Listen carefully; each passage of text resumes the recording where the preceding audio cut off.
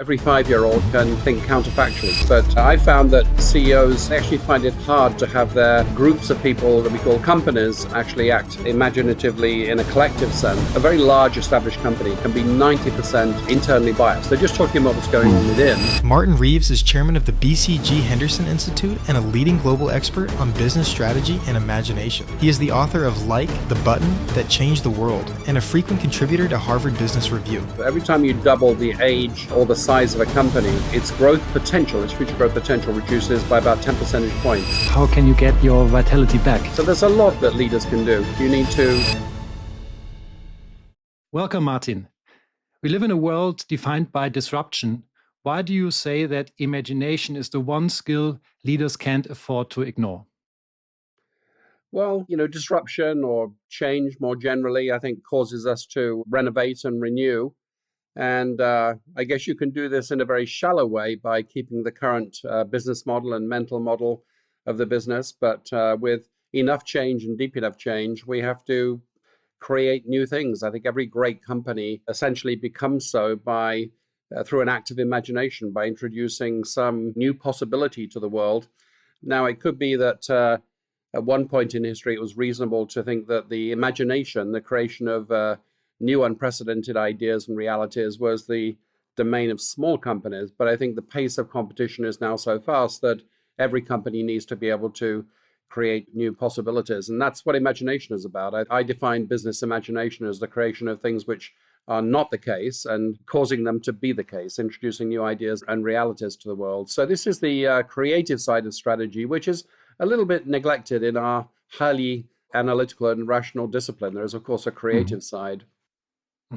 And what holds most companies back from using imagination effectively? Well, at one level, nothing, because it's a basic human trait. Every 5-year-old can think counterfactually, can think of things that are not the case that could be the case. But I found that CEOs almost universally recognize the importance of imagination, but they actually find it hard to have their groups of people that we call companies actually act imaginatively in a collective sense. And I think there are some big barriers to that. I mean, one of them is the hyper specialization of the company. We're now living in the world of the specialist, and optimizing the parts of something, the departments and the process steps of something rarely results in a whole new coherent, imaginative reality. I think complacency, I mean, if we were great yesterday, we begin to believe that we have a God-given right to be great tomorrow too. And so we lack the hunger and the curiosity that's necessary for imagination. And I think it has to do with something to do with finances too, because we must remember that accounting is a record of the past, and financial management uses a set of metrics typically which are backward looking.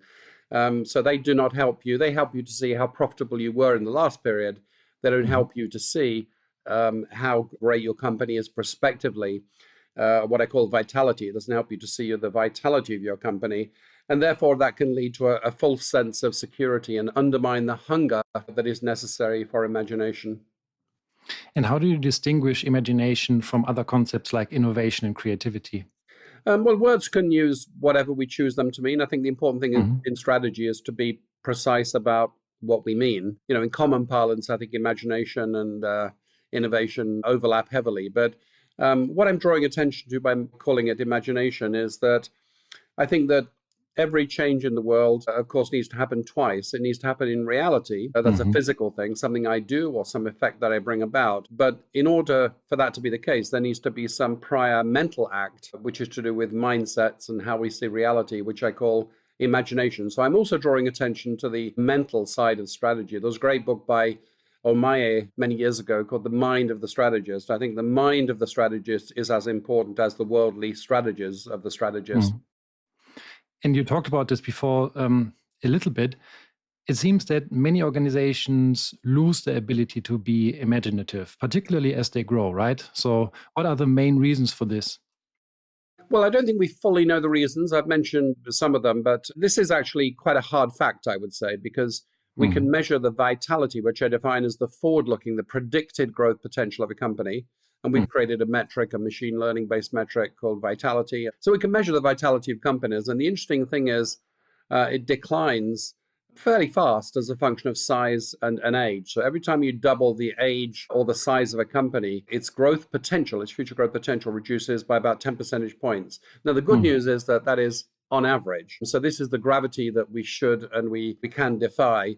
I've mentioned some reasons already, but another one is what I call the physics of introversion. A company is like a sphere, and the larger the sphere gets, the smaller the relationship between its surface area and its volume. So in other words, the sphere, a larger and larger proportion of the volume is inward looking. And the same is true of a company. If you look at the number of internally facing jobs versus externally facing jobs, the internal stuff becomes naturally to dominate over time, unless leaders take corrective action. And what does that corrective action look like? It's sort of essentially get out into the field. It's a minimum mandated time into the field. So it's interesting, when I was researching imaginative companies, there was often some theme that the CEO had some mechanism for keeping people in the field. Probably the clearest is the BPO company Genpact, whose CEO until recently, Tiger Tagarajan, had a minimum quota of time in the field for all of the senior leaders, including himself. And the idea is that you won't see the surprises which trigger your imagination. You won't see the reality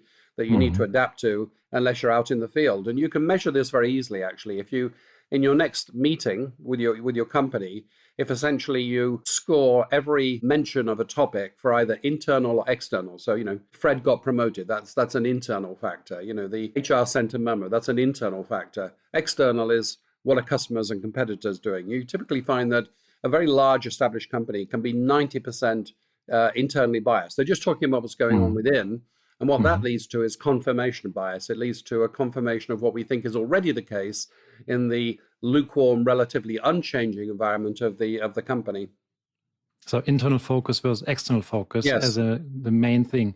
So the question that everybody in the audience has right now is, how can you get your vitality back? Or how can you make sure that you don't lose your vitality as you grow? Well, there are many technical things you need to do. And I mentioned some of them. You need to look at the surprise and the change externally. You need to remove complacency. You need to stay humble, even if you were great yesterday, and so on. But what does a leader do to trigger these things? Because organizations don't naturally do these things. Well, a leader essentially has some common moves across all of the companies I studied with high vitality. One of them is actually to either leverage crises or create crises, because crises essentially are a sort of a special time when you have the license and the necessity of change. It's well accepted. We need to take care of the customers or the change in reality. So often CEOs will leverage a crisis. They will also lead with questions. If you want to create new things, the leaders will not have all of the answers based upon experience. So they lead with questions. They often try to keep the organizational context fluid. Often companies get trapped into financial optimization, whereby they are maximizing efficiency, and they come to have relatively stable processes. And from one perspective, that's good. It's not wasteful. It's efficient. But the same company I mentioned, Genpact, has a sort of policy that they disrupt successful teams. So if a team is very high performing and it's been around for a while, they deliberately swap out the members, probably at some short-term cost, but in order to maintain the fluidity that they need to imagine and innovate. So there's a lot that leaders can do. And you also describe imagination as a repeatable process. Where does that begin? I mean, you talked a little bit about the, let's say, overall organization and what can happen and create a crisis. Is there also something that you can do individually or on a team basis? Well, it may seem like a ridiculous proposition. I deliberately called one of my books on this topic The Imagination Machine. And people often come up to me and say, you can't possibly have a machine for imagination. But that was the whole point of the title, to provoke. And so sure, we cannot write the equation for human imagination, but neither should we shy away from it for a couple of reasons. Number one, the competitive advantage is more transient. We can measure that. We know that leadership on average, profit leadership, lasted 10 years, 20 years ago. We know that that's more like 1 or 2 years right now. So yes, it may be difficult, but we need, if we're thinking seriously about maintaining our competitiveness, to do something. So this necessity. It's strange that we shy away from trying to manage or shape imagination, because when somebody says, let's have an HR department, we don't say, oh my God, human affairs, too unpredictable. We couldn't possibly have an HR department, or we couldn't possibly think about consumer psychology. There are things that we can be done. And I think the shocking thing I noticed, which is the reason I wrote the book, The Imagination Machine, was that almost no companies very few companies have a playbook for imagination. They have a playbook for most other things. You'll find a company that's systematized this, that, and the other, but no playbook, and it's typically not part of any management education. Yet, the science of imagination to me suggests that we can have a playbook. So we have this playbook, which is a 6-step process, which is the complete life cycle of an idea, in a sense, and all of the things that you can do to shape an environment which is as strong at inventing the future as it is at managing the present. But how can you explain this? I mean, you talked about the majority of companies basically being completely inward oriented versus outside oriented. So it seems that this is a major crisis that we face in organizations, right? And Well, it's a failure. It's a failure to adapt. I mean, a company is, one of the most basic questions in strategy, of course, is why do we have companies? Why isn't everything some free-flowing, self-organizing market mechanism? And we have these engineered islands of stability called the company because in a relatively slow-moving environment, it's advantageous to have a predictable and a shapeable environment. So that's the engineered environment of the company. It's a little safe haven of stability amid a sea of uncertainty.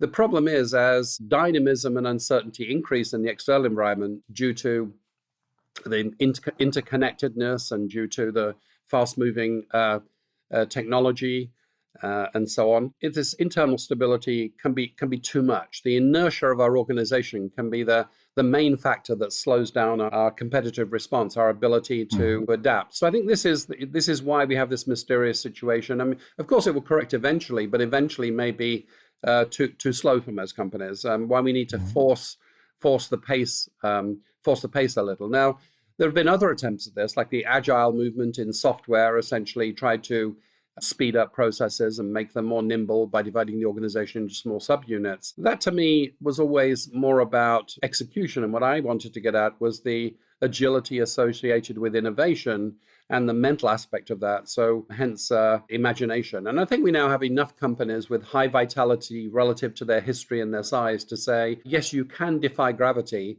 but as leadership, this requires proactive acts. It will not happen automatically. By default, companies will be slowed by their internal inertia. In theory, it's possible to have an organization that's so active, it's hyperactive, it is wastefully active.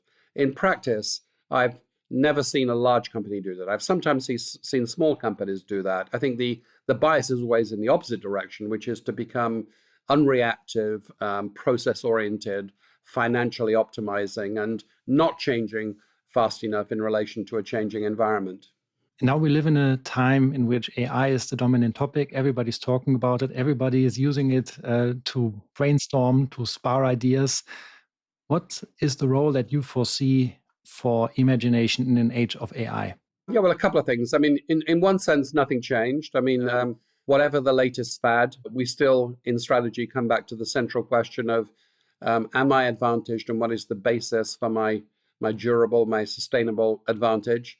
And we mustn't forget to ask that in relation to AI, because if we don't, what we have is commoditization through technology. And so I think that AI does show tremendous promise to be a multi-purpose productivity enhancing technology. I say promise because the promise is not fully apparent yet, and maybe it turns out like blockchain, it's less than we thought or more limited than we thought. But all of the signs are that it will be a productivity enhancing technology. But of course, merely buying the same tool trained on the same data as all of my competitors and hoping that I will be advantaged is really not a very credible strategy. So we must ask, if a mere deployment of the technology is not advantageous, where is the advantage? And I think the advantage is in, as always, things that are hard to imitate.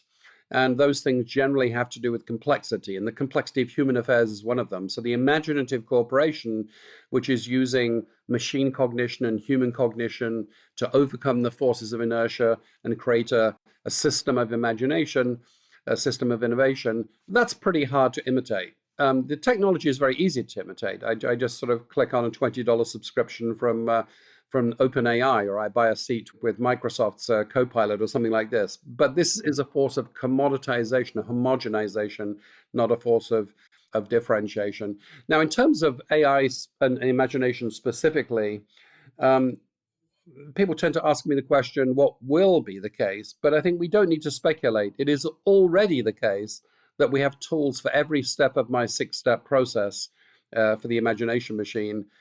We have analytic and AI tools which can enhance human creativity in every step. So I'll just give you an example. We know pretty firmly now, there are still some mysteries of imagination, but we know pretty firmly psychologically that imagination, the creation of a new worldview, is triggered by surprise. It's triggered by this immense pattern recognition that we have as human beings, where we see, oh, that piece of data doesn't fit with my mental model. Let me revise my mental model. It's a sort of a surprise or a misfit or a deviation. So finding surprise becomes technically what we need to do. And finding surprise is a bit like finding a needle in a haystack. You need to look at something from different angles until you see it differently. Well, we have search tools, we have network analysis tools, we have AI tools for reading weak signals that can give us the candidates for the surprise in any given situation. We can say, yes, 1 million customers do this, but this one customer is using our product in an interesting and unintended way. It's easier to find that needle with AI tools and so on for every step of the imagination process. And what's the role of a strategist going forward? I think the role of a strategist is pretty much, I mean, there are some things that don't change. As Jeff Bezos said, we must focus on not only what changes, but what doesn't change.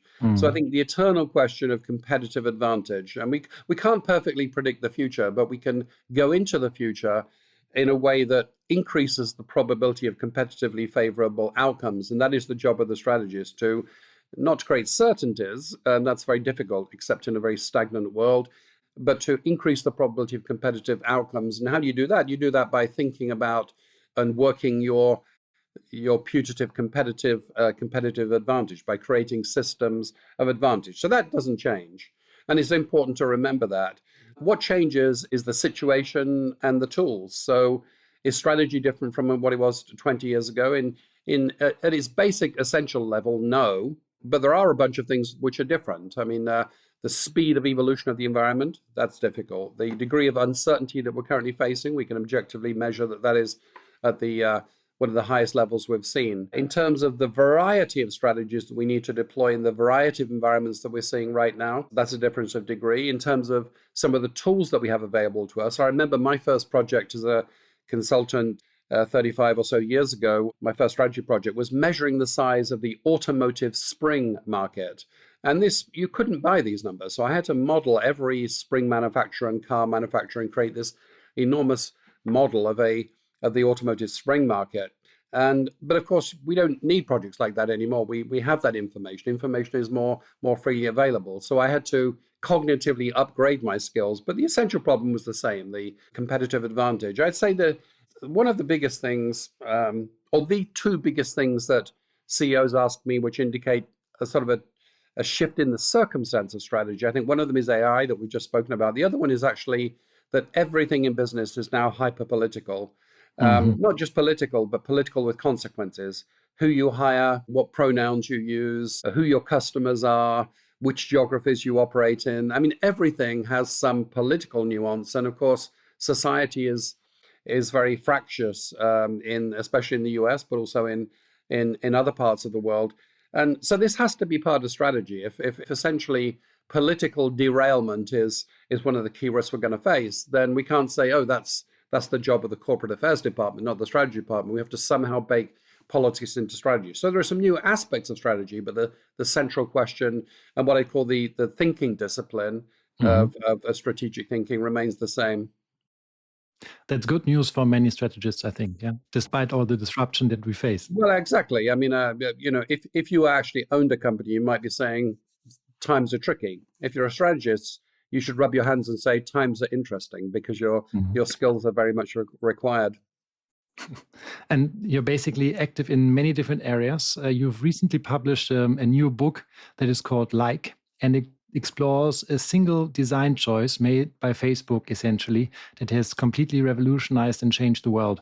Why did you pick this particular story? It's partly accidental and it's partly explainable. So the accidental part is I was getting to know somebody that is interesting. I mean, deliberately cultivate a portfolio of interesting relationships, because that's my way of being externally oriented, to think beyond my own mindset. And I met a guy that was a classical language scholar. He was, and my co-author, in fact, Bob Goodson. He seemed to be a very interesting guy, but he was not only a classical literature scholar, he was also a Silicon Valley CEO and an entrepreneur. And it just so happens that he was in the early stages of the invention of the like button, which is an invention. I mean, it's a very familiar gesture, but the dozen or so lines of JavaScript constituted a specific invention for a specific purpose. And so we started to talk about that, and it was just such a fascinating story. I couldn't step away from it. I remember learning about Sir Humphrey Davy and the invention of the miner's safety lamp in school, and I remember learning about Sir Alexander Graham Bell, and I remember swapping anecdotes about Steve Jobs. I've always been suspicious of these hero stories that we have about innovation, where an extremely gifted, unusual individual looks at an intractable problem, and in some moment of inspiration, saves humanity, solves the problem. In later years, I'd done some work with the London Institute of Mathematical Sciences on the mathematical signature of innovation. It turns out that most innovations and discoveries are highly serendipitous. And then there's a very recent paper that shows that the majority of scientific papers report findings that were not anticipated in their grant proposals. And of course, scientists have every incentive to anticipate and sell the grant proposals. When I met Bob Goodson, I thought, well, this is the perfect poster child for the messiness and serendipity and sociality of the innovation process. So I wanted to do something that I'd never done before, which is in the microcosm of this tiny single thing, the like button, and the history of the like button, show how innovation really works. And if you accept the serendipitous and social view of innovation, ask the question, knowing this, how would we think differently, act differently towards the part of strategy that we call innovation? And you called the like button one of the most influential innovations of all time in the digital age. What exactly did it change? Well, it changed things that none of the pioneers anticipated. So we spoke to, you may say, who invented the like button? And I can't tell you. I did 3 years of research. And the fact is that many companies that you've forgotten about were pioneers of aspects of what later became the like button. All I can say is that with certainty, it wasn't Facebook. Facebook diffused and spread and commercialized the like button, and we have them to thank for that, what I call business model innovation. But the technical innovation of the like book, we attribute to about 30 companies. And they were not surprising, because this community, Silicon Valley, was all seeing the same situation at the same time. Essentially, what was going on was that there was Web 2.0, the social web was just a beginning. And this was pre-broadband internet. So basically, you were trying to interact with users. And so you needed some sort of feedback loop. You needed users to generate content, and you needed users to be able to opine on content. The trouble is you had to do that without triggering a page refresh, because then you'd lose 10, 20 seconds and you would lose the user. The answer was to embed a piece of JavaScript code in the browser and do local computations on the feedback reaction of users to user-generated content. And it had a couple of other jobs too. It provided a currency of recognition. It basically, by showing that somebody liked some user content, it created an incentive for users to generate more content. Because the sad fact is that at the beginning of Web 2.0, very, very few users were actually generating the content that it was hoped that they would generate. Now, you speak to those people, and none of them anticipated what the like button would become. But you have this evolutionary process where the eventual outcome is very different from the tactical problems that the original innovators were trying to solve. So eventually, Facebook realized that the like button was actually the route to monetization of the social media of Web 2.0. In other words, if I offer you the free service of communicating with your friends and social media services, and you inadvertently give me your data on what you like and what you dislike, for the first time in history, we can solve the age-old joke in advertising, which is 50% of my advertising is wasted. I will just never know which 50%. Well, now we know which 50%. So that is a value proposition to advertisers. And that essentially creates the business of social media. And that overturns the complete advertising and marketing industry. Because if you think pre-like button, pre-Web 2.0, how did we know whether users liked the advertisements? Well, we didn't. The corporates, the P&Gs of the world, spoke to people with ponytails and long hair and just trusted that their creative sense would capture the audience. And sometimes it did, and sometimes it didn't. We had Nielsen set-top boxes. You maybe had a box on the top of your TV. And all it could tell you was that the TV was on channel 13 at 8 p.m. It couldn't tell you whether anyone was watching it or whether you were in the kitchen making a cup of tea. It didn't tell you whether you loved it or you hated it. It simply said the TV set is on channel 8 at such and such a time. Well, we've come a long way since then, and we have this explosion of consequences. We have the invention of a new industry, the social media industry. We have the complete decimation and overturning of another industry, the advertising industry. We have a completely different set of human norms for communicating and creating. I mean, how do our kids talk to each other? I mean, it's not like when we grew up. It's a totally different way of befriending people and communicating with people. We may look down on it, but it's a social reality. And then we have the unintended side effects of all of that. We have young teenage female depression because of excessive social comparison at a very sensitive stage of development. We have alleged perversion of democratic elections using misinformation on social media and more. So it really changed everything. And the fascinating thing for me, which is coming back to your original question, the third reason for writing the book was I was just fascinated how something so small, a dozen lines of JavaScript code, could change so much, but without any of the pioneers actually explicitly realizing the eventual consequences. And that to me is the mystery of innovation partially unveiled. And what's the biggest lesson for innovation that the like button holds that many leaders tend to overlook? Well, I think if our stereotype is Alexander Graham Bell or Steve Jobs or Humphrey Davy, in other words, solitary genius, moments of inspiration, great foresight, I'd say innovation is the opposite of that, generally speaking, unless it's very shallow innovation, unless it's very incremental innovation. Innovation is tactical, serendipitous. It lacks foresight almost entirely, it seems, in the case of the like button and other examples I've looked at. It's very social. Well, let's take the two poster children of innovation. So Humphrey Davy and the miner's safety lamp. Allegedly, in a single week, he invented the safety lamp, which prevented explosions in coal mines, which were threatening to derail the Industrial Revolution because mining accidents killing hundreds of miners were making coal mining unsafe. Well, not quite. If you go back to and look in great detail at the time, there were at least two other major figures. There was somebody called Clancy, there was somebody called Stevenson that had extraordinarily similar versions of the safety lamp. And in some parts of the UK for a long time, actually the miner's safety lamp was not called the Davy lamp, it was called the Clancy lamp or the Stevenson lamp. So even these apparently clear-cut stories that we like to tell about heroic acts of innovation are not quite true. So the consequence of all of this is if you accept this social and serendipitous, and to coin another word that begins with S, saltatory, jumping, there's continuous activity and occasional jumps in innovation.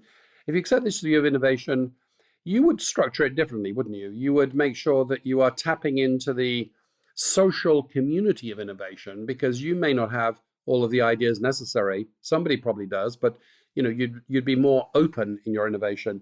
You would be less engineered. You may like to believe it may give you a great sense of personal agency to have stage gates and predictive models and metrics, but the truth is that innovation is rarely as predictable as that. So you'd be open to unintended outcomes, which is a key part of imagination, which is openness to serendipity. You would probably have multiple bets because it's extremely unlikely that any single bet would pay off.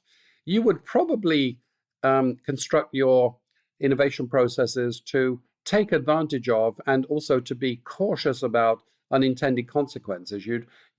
Unintended consequences would probably be a bigger in other words, mobilizing around what happened as a result of your attempts at innovation is probably more important than your original predictions. But often we're wedded to our initial predictions, so we'd change that too. So we'd probably change, and I don't think this has happened in a widespread sense yet. I think it will happen more and more as the data, the digital trace of innovation becomes more and more accessible. We'll see, oh my God, this heroic model of innovation that we had it's comforting, but it's not actually true, and we'll start to organize very, very differently. There's something I'm just writing about actually this week called the neglected quadrant of innovation. So if you imagine a 2x2, I'm a consultant, so I like to do 2x2s.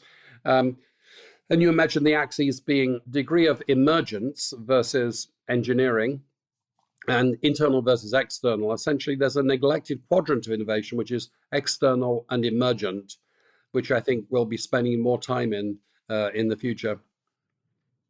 And our audience is also very eager to learn from you personally. I mean, you talked about and researched imagination, reinvention, vitalization of companies.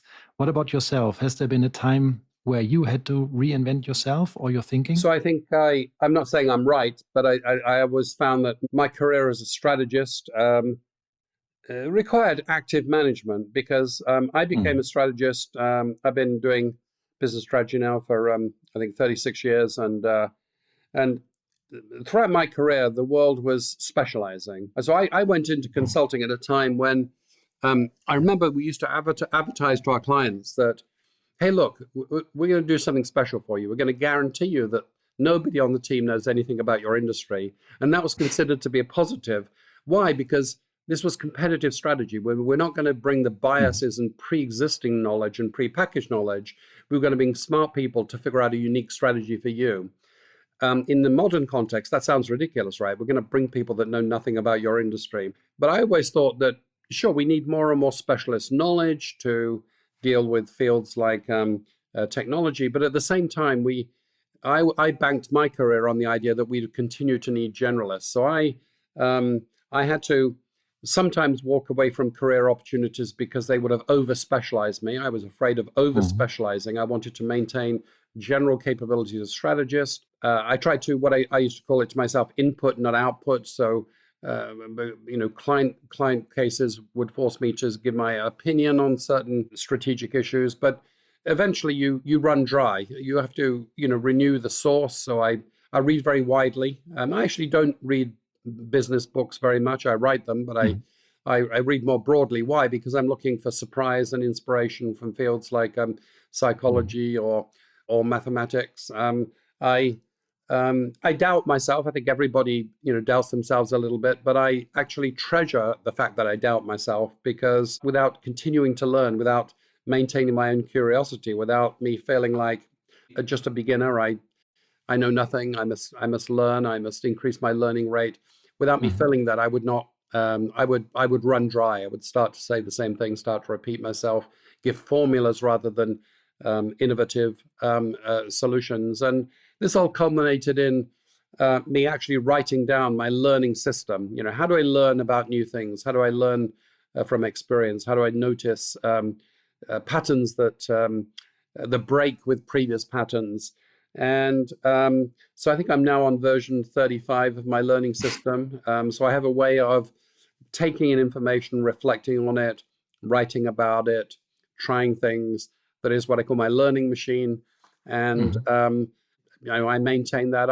I'm sort of fascinated, almost addicted to trying to make that as perfect as I can. And it's a difficult affair because I have my own ignorance and quirkiness and conservatism to cope with. I'm a human, I'm messy, but I have my own learning system, which is to try to coax the optimum learning out of me. I always felt that I was competing not on knowledge, but on my rate of learning relative to my competitors. So in a way, I learned to turn strategy back towards me. So that's the strategy of the strategist, the career strategy of the strategist. I've thought a lot about that question over the years. And if somebody in our audience wanted to recreate your learning system or create their own learning system, how would they go about it? You'd probably have some general choices. First of all, you'd say, do I want to specialize? Do I want to be a generalist? But assuming that you want to learn more and more about a field, including learning things that nobody else yet knows to innovate, then it began in a very humble way for me. One of my mentors, George Stork is one of the first generation of BCGers. He worked for our founder, Bruce Henderson. He was an engineer. He wrote the book Time-Based Competition, which I believe that the CEO of Apple still gives to all new senior managers about how to compete on time. I asked George, I was lucky enough to have him as my mentor, George, I want to become good at the strategy thing. What should I do? And he gave me a very disappointingly simple response. He said, start keeping folders. And what he meant by folders was, pick a topic you're interested in. It might be scale and competitive advantage. It might be uncertainty and an advantage. And, as a consultant, you're going to be busy. But when you have a few moments, read a few things, make some notes. When you have some reflections on trying out some of those ideas, put them into your folder. And he says, pretty quickly, you'll accumulate a thick folder of knowledge, unique knowledge about this topic. And then he says, do two things, and reflect on what you want to do with that knowledge, and then start a new folder. And so that was the humble origin of my learning system. And then I began to make more complicated flow diagrams of where do I choose to expose myself to new information? How do I read and interact socially far enough from my center of gravity, my center of comfort, in order to question the basis of what I think I know, to avoid confirmation bias? How do I codify vague thoughts? Often when we think of an idea, it's very vague initially. Uncertainty could be a source of advantage. It's just a one-liner. It's like a joke. It's just like, very shallow. And so you want to flesh out thoughts. And so I have the short piece. I like the idea of communicating fractally. I like the idea of writing the big paper, but before I write the big paper, writing the short paper, and before I write the short paper, writing the 5-slide version of it. And before I do that, the tweet that captures the essence of an idea. So how do I capture ideas? How do I test ideas? So I have this idea. Let me persuade a client or find a situation where I can apply that idea. And not all clients, but some clients, I want the new stuff, the untested stuff, because they want the true possibility of advantage. And then you've got the path of your career, which is, well, what do you want to do next? Do I want to go and work in China next because China's emerging as a source of competitiveness in geopolitics and economics? And so you have these career decisions. And then eventually, of course, you want to learn from practice, and you want to make this learning system your business model. You actually want to get paid for. So probably the biggest triumph of my career is I love learning about new things, and I figured out how to get paid for doing that, which was a little tricky because most people want you to make widgets, right? If your firm makes widgets, making good widgets, making more widgets is always the most obvious career path. But if your proposition is, well, I want to think of new ways of making widgets, you're not automatically going to get paid for that. You have to figure out how to demonstrate your usefulness to others of what people sometimes call thought leadership. So I figured out that, and that was the breakthrough. That was the big jump in my career to say, well, the firm actually needs an institute, the Henderson Institute, which I founded, in order to think about not what's happening now, but in order to think about the things that will be important to competition and strategy in the future. So start with folders and draw a flow diagram of your learning process, and then just do version up, maybe every year, every few months. And evolution's a wonderful thing. You'll start off with something very primitive, like a folder. In my case, it was actually a manila paper folder, a physical folder. Now it's a bunch of folders on my laptop. But pretty soon after 10 iterations, you have something like the human eyeball. You have something with such complexity and nuance that you couldn't possibly have designed it. You've indulged in an evolutionary process. You gave us so much to think about and to digest. So thank you for all your insights. There's one last question that I would like to ask you, which is a question we ask all of our guests on this show, and that is, what makes you optimistic about the future? I think human curiosity. I mean, I think of course, we're faced with many challenges, the challenge of division of society, the challenge of increased military conflict, the challenges of climate change. But one of our defining traits as a species is curiosity and imaginativeness. And I think we'll figure it out. It comes back to the dedication to my new book, the button that changed the world. The dedication is to the makers and tinkerers who will not be recorded by history. We all have this Steve Jobs-like quality of imaginativeness and curiosity, And I think that's our best chance at salvation, and it hasn't let us down yet. So I have great faith in human curiosity and imagination. Brilliant. Martin, thank you so much for joining us on What's Next and for giving us so many things to think about when it comes to invention, imagination, and staying competitive in a more disruptive world. And to all our listeners, stay curious and join in again for our next episode of What's Next. Thank you. Thank you, Philip.